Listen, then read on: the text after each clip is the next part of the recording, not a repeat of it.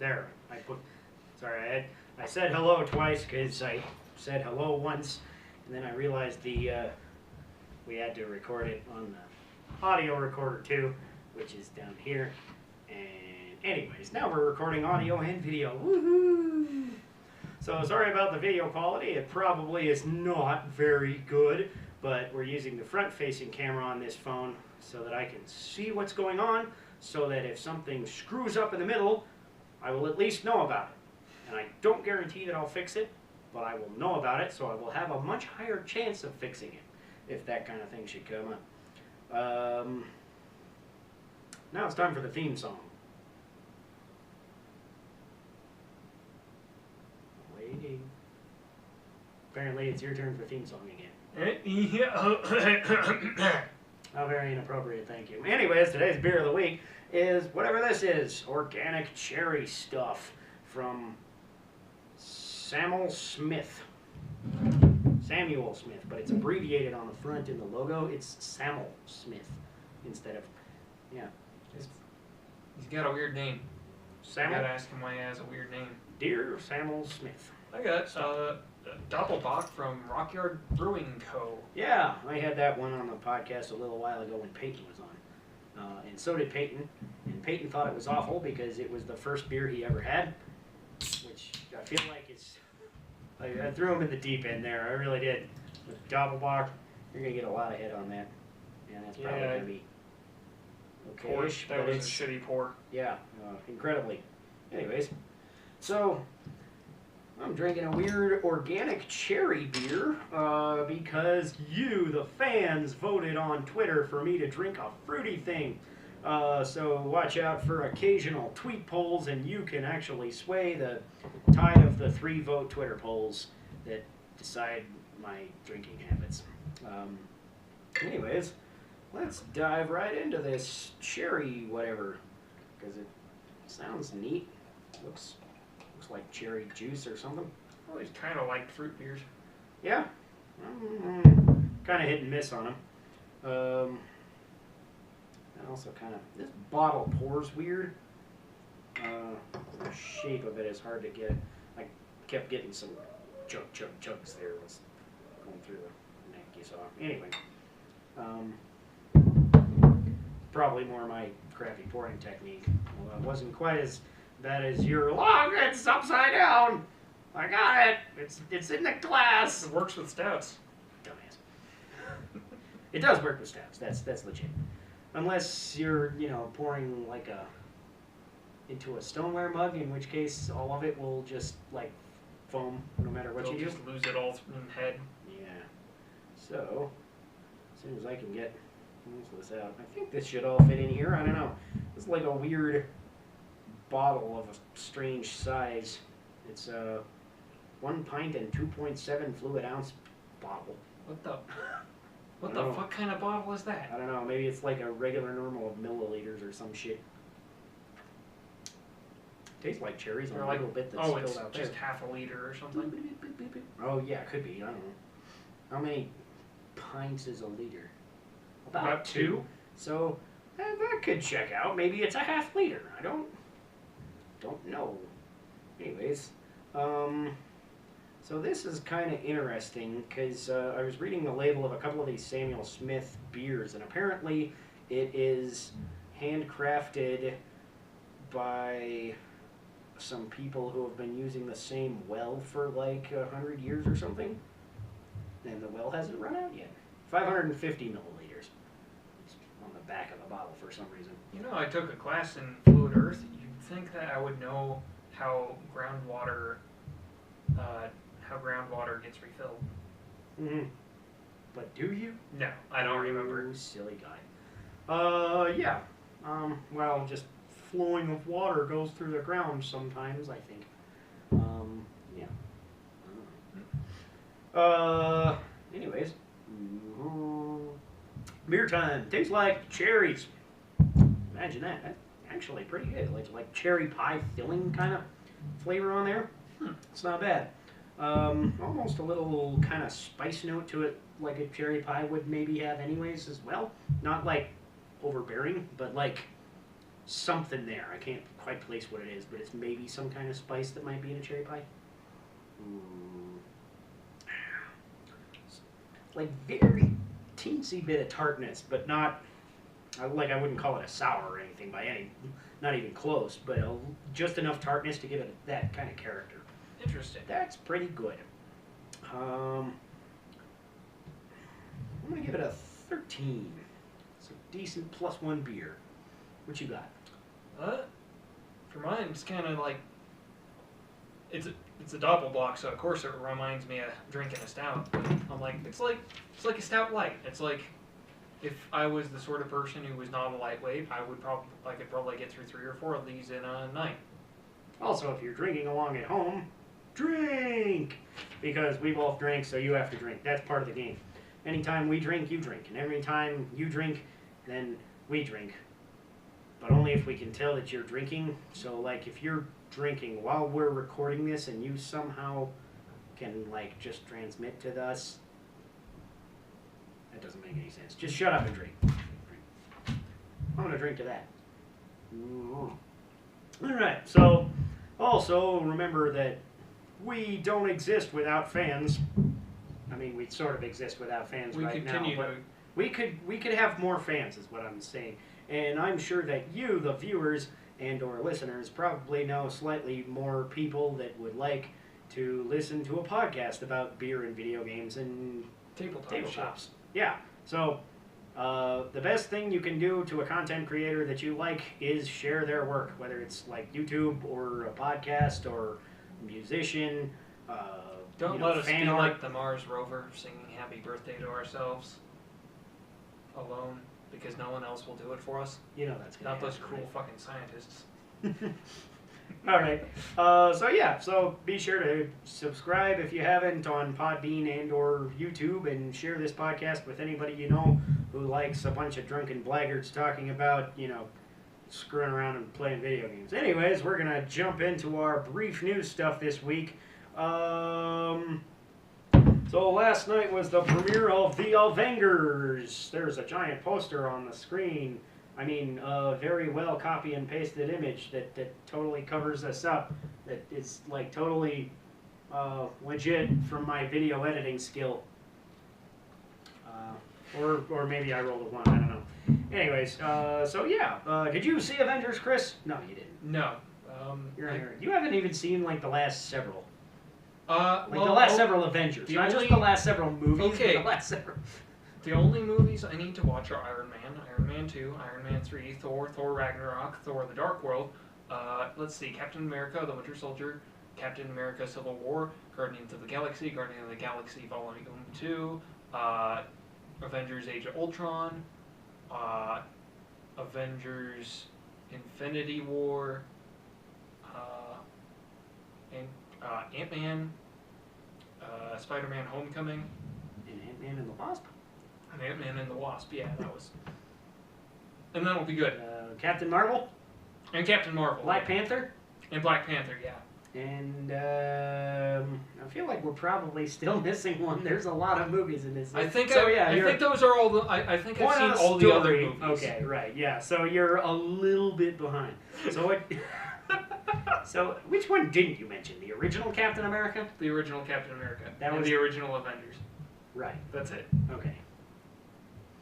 Well, those two kind of fit right together. Oh, and I haven't seen Doctor Strange. Oh, yeah, that was it. Right. Cool. Yeah. So, anyways, I saw it and it was pretty good. So, I feel like it would be way better for me to see it than you, though, because you haven't seen all of them. And like, there's a bunch of little references here and there throughout the film that it's like, I remember that part in one of those movies way back, over the last 10 years, and there's a ton of them. And like, I'm sure, even if you're just a reasonable Marvel fan that wants to watch a cool movie with, a decent amount of hilarity and badass superhero-ness and stuff like that, it would still float your boat pretty well. But I feel like this is really, more than anything, kind of a big thank you to the fans. Like, it's I feel like you get way more out of it if you've been watching all of these films over the last 10 years than you would if you just had seen a handful of them and just went in. So anyways, yeah, maybe one time we'll binge like the whole thing and then just talk about it. Yeah, I'd be up for that. Somebody has to watch my kids while I do that. You want to watch my kids while I do that? No, I can't watch the movie. Alright, anywho, other brief news stuff is Nintendo Labo VR has released, and yeah, that's okay. So I got the VR kit, and we kind of vaguely dicked around in Breath of the Wild briefly before we started recording.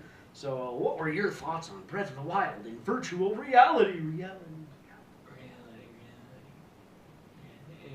it was alright. Kind of had a hard time. The 3D part of it was fine. I didn't turn on the VR part because the motion part, because that will make me throw up. Definitely. Right. I'm not usually prone to any kind of motion sickness or anything. Occasionally I'll have like car sickness, but not very much. So I don't feel like I'm generally prone to this, but I noticed I was getting a little dizzy after, a 5-minute boss fight or whatever that I attempted to accomplish and then botched one strike because I forgot how the boss in Vana Boris works, and it kind of one-shot me. I'm pretty sure it just legit one-shot me because I only have like 4 hearts. I just started a new game and I walked straight there basically, because everybody says that's the hardest one, so I'm like, all right, I'm a badass, I can do that one first. Just screw everybody else. Don't get hit. Right, yeah. So yeah, the motion controls seem a little like weird because like in all of the base VR experiences, you're like looking around, and the way you look around is how your in-game camera moves, and the in-game camera in this is still the regular in-game camera in Breath of the Wild. So when you move up or down, it doesn't move the camera up or down as though you are looking through it. It rotates the camera as though you were moving the joystick, because they didn't actually change anything about the base game, and I don't think there's anything inherently wrong with that. I didn't expect them. This was literally what I expected when I bought the product anyways. So I expected this a little bit, but there's just a little weird disconnect of it. That like, you feel like you're looking up, so the camera should look up, but it's rotating instead. And I feel like that's where the motion sickness kind of comes in, that a handful of people in reviews have been saying that it's like difficult on that front. And I think I've said this before on this podcast, but I tend to get very sick playing first-person games, even if it's only for, say, 15 minutes, unless I go super wide angle or there's a third-person mode. Right. So I don't think VR... I think any kind of VR is usually that causes motion sickness in other people will usually cause a lot of motion sickness in me. Mm-hmm. Have you ever done any other kind of VR anything? I've done stuff that's called VR, that what isn't really VR. There's like old, they're almost like Game & Watch style games where they call it VR and really you're just moving like a car along tracks. It's like pre-lit. So, weird. Okay, yeah, because basically I was kind of wondering if you could compare this to a regular quote-unquote VR thing, because I've literally never done any other kind of virtual reality anything. So to me, it's like, it's pretty neat, just based on the concept. It's like, I like the motion controls in the Labo games pretty well. They seemed a little weird in Breath of the Wild, but I really did like the 3D effect. So I think I'm going to play with that a little more, maybe just turn off the motion controls for my head camera and just do, just like do it in VR for the 3D effect. Because I do kind of like that, but it is a little weird and pixely. Because basically it's a 720p screen split between two images, one for the left eye, one for the right eye, and so that ends up watering down the 720p quality even further. It's real pixely. Yeah, basically. And on top of that, you're also looking at it through a fucking magnifying glass. So it's really, really noticeable, you know, how downgraded this is from the original game.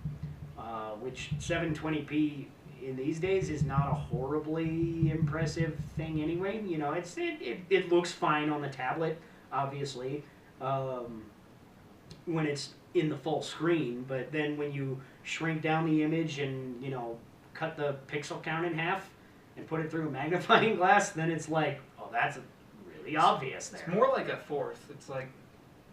Right. I don't know exactly what it is. I haven't read all the technical specs. I'm sure somebody will data mine the poop out of it and find, you know, oh, what if I can get this to run in 4K VR?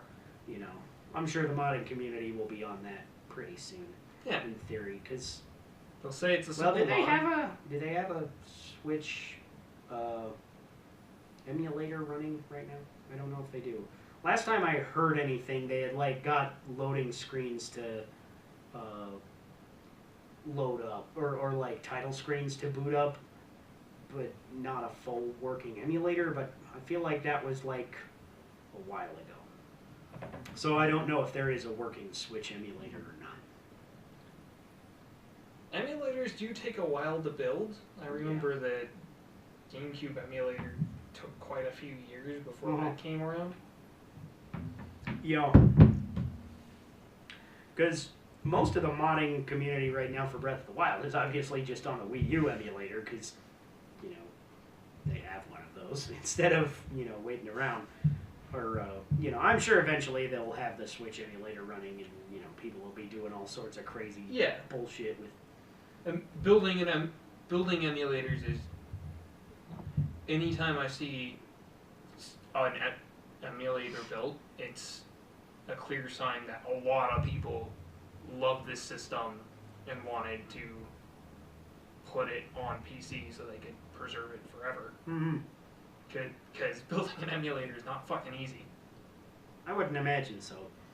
Because, like, most computery coding things just kind of seem rather complicated to me. I'm sure you get used to it at a certain point, but, like, just when I look at any kind of, like, even basic coding stuff, I'm just, like, a little overwhelmed at it, which is probably partially just my non-familiarity with it. Yeah, it's... But, like, then you get down to the point where you're actually reading a file and sending in inputs and outputs that are related to that file all at the same time. Then that's where I feel like coding gets probably incredibly complicated. And it already started out as a base of pretty fucking complicated. I don't know the assembler language that Nintendo uses on their hardware. Mm-hmm. But I do know that at least at some point... What if it's just Japanese?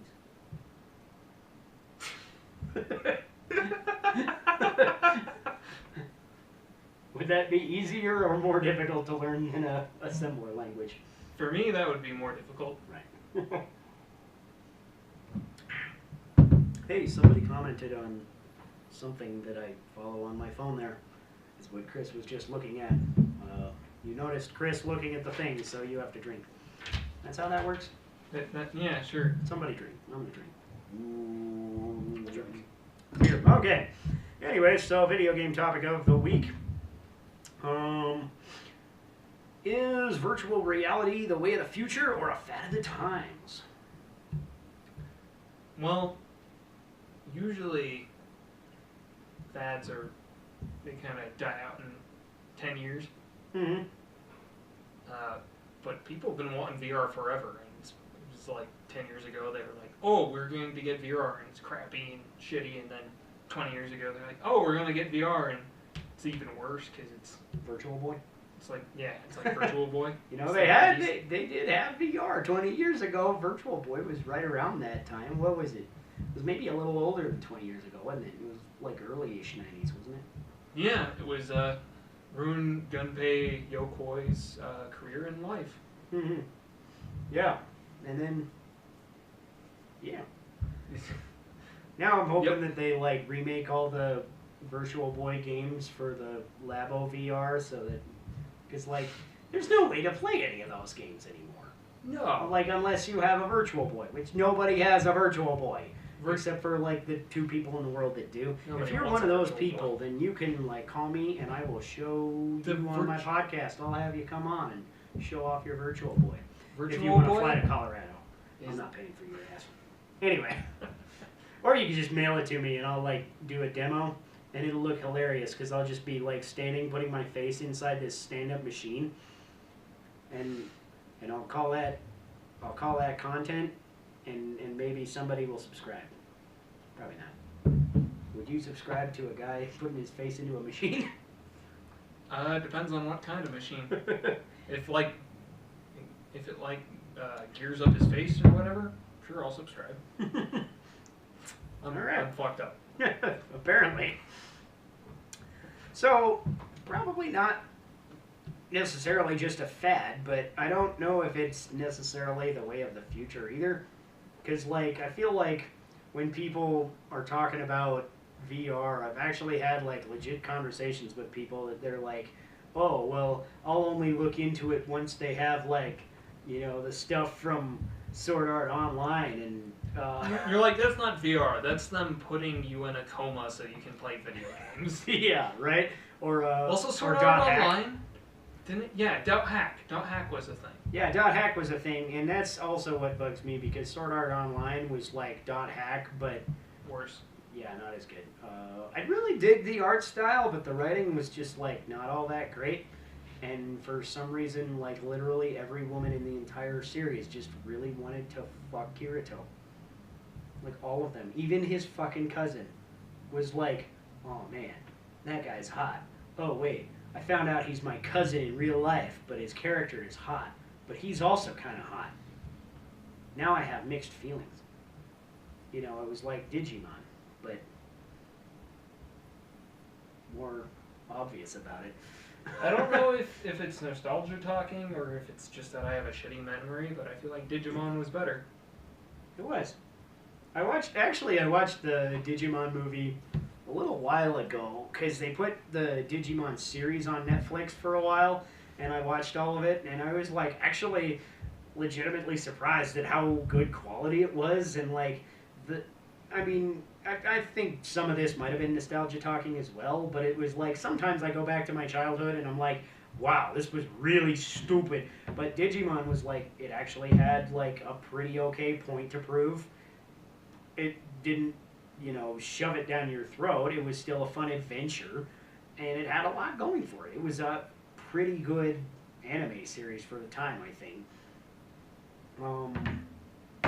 Yeah, pretty good. And then I watched the movie again, and it was like, that was kind of lame just because of how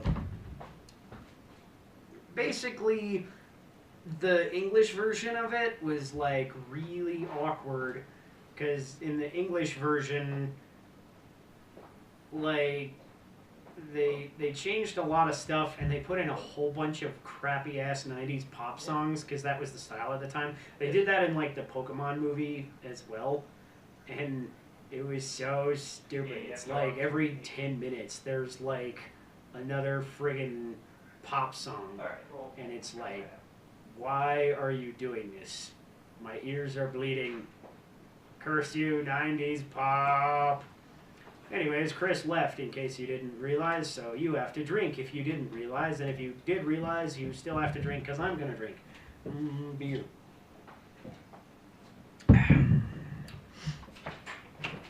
But anyways, also there was just a ton of plot holes in Sword Art Online. I'm just going to keep talking about that until Chris gets back.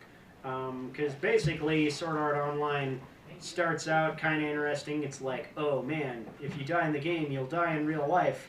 And then they were like, okay, but we have to get up to the top floor and beat the game to get out. And there's like 85 floors, and they're like, all right. And over the course of one episode, they beat floor 1.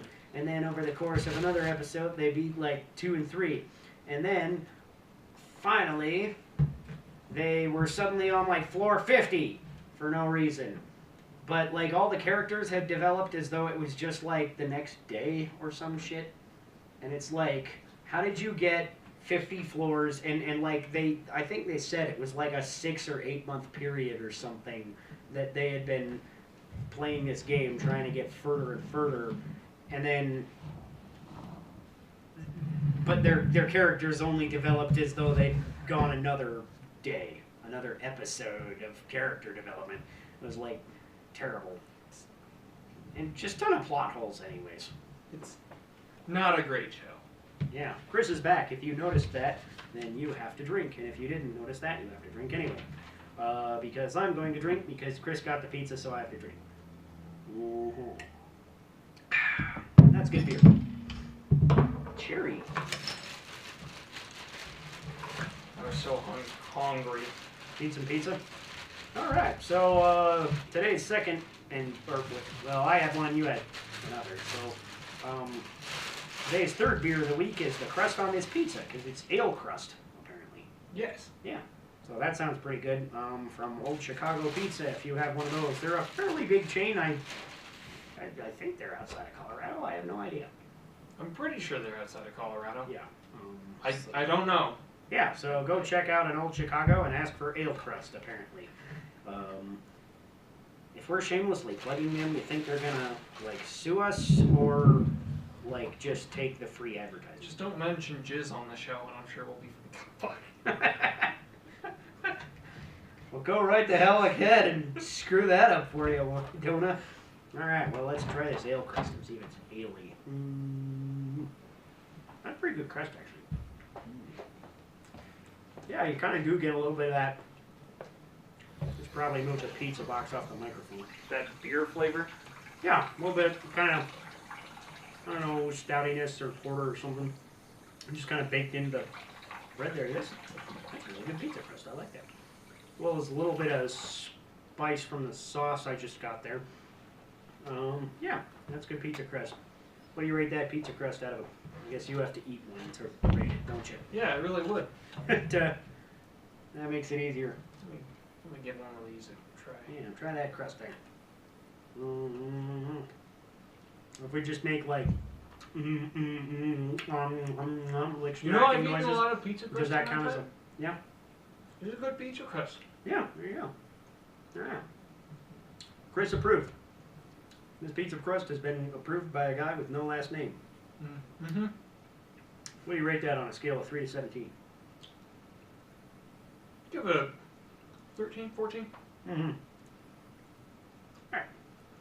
Anyways, going back to the topic at hand that we haven't actually been on for like 10 fucking minutes. VR. Do you think it's gonna really kick off at all? Because I think it's been kind of kicking off, like slowly but surely, literally just over the last 20 years. But do you think it's ever gonna be like the go-to gaming standard? Yes. Mm-hmm. And the reason I think that is because people have been demanding it forever. And they've been trying to, like in the original point I was making, people have been trying more primitive versions of VR 10 years ago, 20 years ago. Yeah. Just trying to get VR out the door, and it's kind of failed because the technology wasn't there, but this time VR is good enough that it's kind of, it might start to take off, and if it doesn't, 10 years down the line, who knows what will happen. Mm-hmm. Yeah. I think that's possible. And then people like me won't be able to play video games anymore because we'll have to have like a vomit mask attached under our VR goggles. Right. It'll just be like a tube that you can hook up a shop vac to or something. Yep. There you go. Yeah, so I'm kind of on that page. I don't think it'll ever be the standard, just because I feel like there's too many people that, like me, are just like, I'm okay with sitting on my couch and looking at my TV. I have nothing wrong with that, and especially if the price point doesn't come down, because I think the price point will come down. That's partially why I was kind of enticed by Labo, because it's like VR for $40. Okay, sure, whatever. I'll give it a go. Whereas you're looking at like the less expensive kind of VR setups, and it's like PSVR for like I think is the base is like 200 or $300 or something plus a game. Whereas the Labo is $40, comes with some mini games and a peripheral, or well, technically two peripherals, because the base kit comes with the little blaster gun, which comes with its own game, and the goggles. And between the two of those, there's like 30 little mini games too. So it's like, okay, I feel like that is straight up a better value than just a PSVR in one game, and significantly cheaper. I guess once they've written the software, and it's not terribly complex software, and then they just have the device that's almost completely cardboard to go with it, Mm-hmm. and it changes so much. It's kind of a good move for them. Yeah. Is there any particular game you think would be like great in VR?